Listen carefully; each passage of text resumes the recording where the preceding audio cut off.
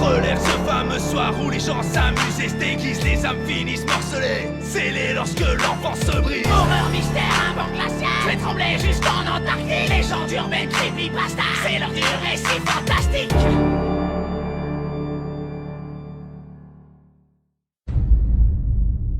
Au centre de l'Angleterre se trouve une ferme appartenant à un homme appelé John Glace. Si vous avez la chance de trouver cet endroit, John vous emmènera volontiers voir ses animaux et vous traitera avec la plus grande gentillesse.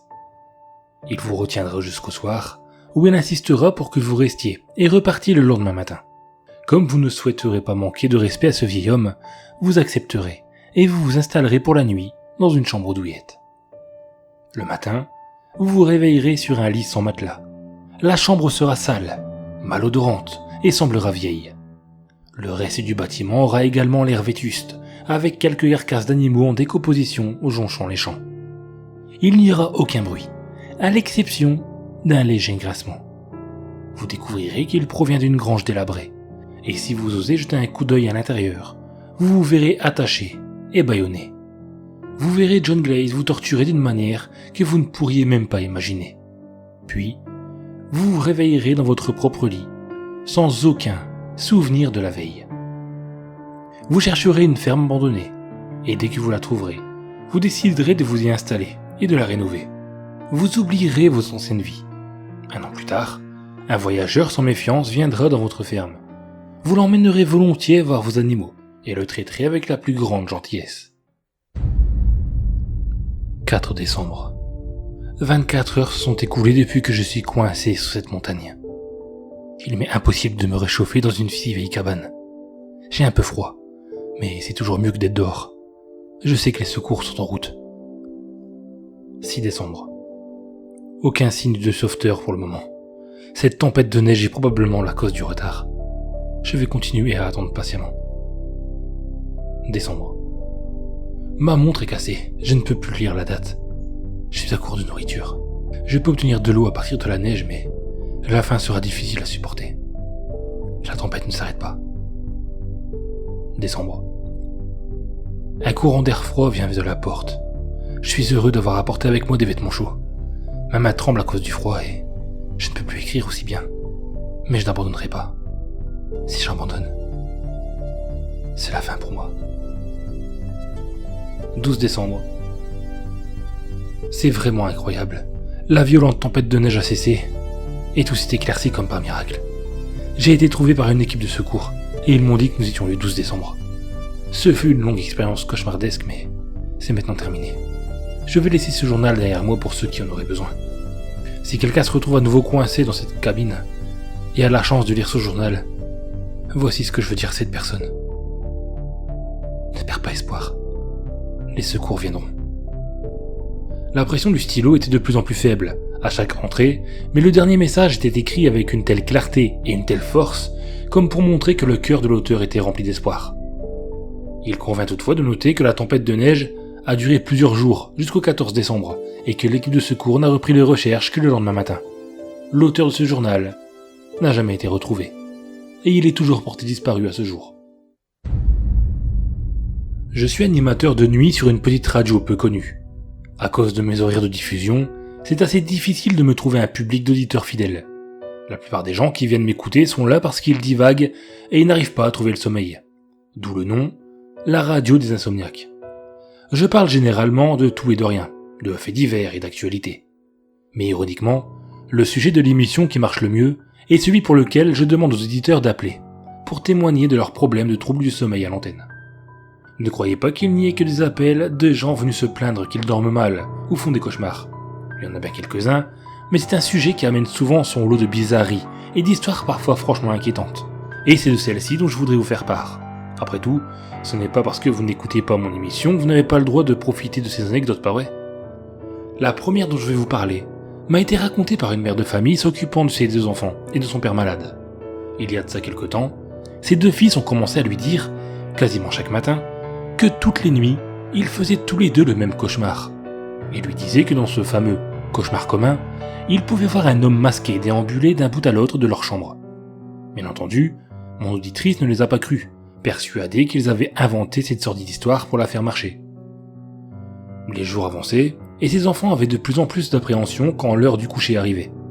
Le plus jeune des deux avait même entrepris de dessiner la personne que son frère et lui voyaient dans une tentative de montrer à leur mère à quoi elle ressemblait. Plus tard, après l'émission, cette auditrice m'a transmis par mail, à ma demande, des images des dessins. Ce sont les images que vous voyez à l'écran. Le premier dessin représente l'homme en train de déambuler dans la chambre. Et le second montre ce dernier penché au-dessus du lit d'un des garçons. Un matin, l'aîné a emmené sa mère dans la chambre pour lui montrer qu'à son réveil, il avait trouvé des traces de terre sur le tapis au milieu de la pièce. Mais refusant de croire les histoires invraisemblables de ses fils, notre jeune mère a simplement pensé qu'il avait sali le tapis avec ses chaussures après avoir joué dehors la veille, et qu'il voulait se couvrir en utilisant l'histoire de l'homme. C'est dingue de voir à quel point on peut trouver des tas d'excuses, d'explications en tout genre quand on veut se persuader qu'une histoire est fausse. Et dire que notre auditrice a dit à l'antenne qu'elle regrettait de ne pas avoir cru ses enfants plus tôt. Mais tout ça n'est pas terminé. Une fois où elle dormait mal, elle a entendu le parquet de la chambre des enfants grincer. De ce qu'elle m'a dit, elle aurait d'abord pensé que l'un d'eux avait décidé de se lever pour une quelconque raison. Alors elle a pris la décision d'aller jeter un œil dans le but de demander ce qu'il y avait. En arrivant dans leur pièce, elle a vu son vieux père, le visage caché et un couteau à la main, en train de traverser les lieux de long en large devant ses deux fils. Ce que les garçons pensaient être une sorte de cauchemar était en réalité leur grand-père atteint de démence qui se levait chaque nuit pour déambuler dans la maison sans raison apparente, le visage camouflé et un couteau à la main. Ne voulant pas croire que leur papy adoré pouvait être capable de faire une chose pareille, les enfants s'étaient persuadés qu'ils faisaient un cauchemar et que cette personne était soit un fantôme, soit leur imagination, comme disait leur mère. Prise de panique, en découvrant ça, notre auditrice a pris la décision de trouver une maison spécialisée pour son père. Après son départ, ses fils n'ont plus jamais fait de cauchemar et ont simplement cessé de parler de tout ça. Je me souviens également de ce jour, ou plutôt de cette nuit, où un jeune homme a appelé pour parler de ses expériences de paralysie du sommeil. Malheureusement pour lui, il avait l'habitude d'en faire depuis son adolescence. À chaque fois qu'il se réveillait en pleine nuit avec cette sensation de lourdeur sur la poitrine, comme si quelque chose le comprimait et qu'il ne pouvait ni bouger, ni appeler à l'aide, il savait ce qu'il attendait. Il m'a dit que durant la majorité de ses crises, il voyait un monstre, une hallucination, et il ne pouvait rien faire d'autre que regarder et attendre que ce soit terminé. Au début, il était terrifié. Il se disait que ce n'était pas réel, comme un cauchemar, mais il en avait vraiment peur. Puis à force, avec le temps, il a commencé à se dire que c'était dans sa tête et que ce n'allait pas le durer. Il avait même fini par donner un nom à ce monstre, qu'il voyait presque systématiquement dans ses hallucinations. Il l'appelait la chose. Comme une image est bien plus parlante qu'une simple description, le jeune homme a accepté de m'envoyer par mail une photo du dessin de la chose, réalisé par une amie à lui. C'est ce que vous voyez à l'écran. Malgré le fait qu'avec le temps il n'était plus aussi terrifié que les premières fois, les paralysies du sommeil étaient toujours aussi éprouvantes pour lui. D'après ce qu'il a dit à l'antenne, plus les paralysies s'avançaient, et plus la chose était proche de lui. À la première apparition, elle était dans le couloir. À la deuxième, elle était presque devant la porte de la chambre, et ainsi de suite.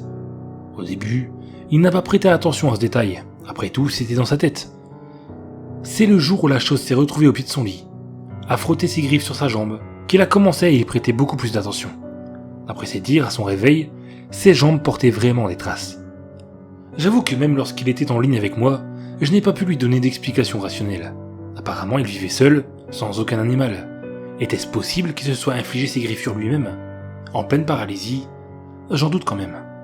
Il n'empêche que la chose monte visiblement de plus en plus haut sur le corps de notre auditeur, et que, d'après lui, de nouvelles marques voient le jour à chaque nouvelle apparition.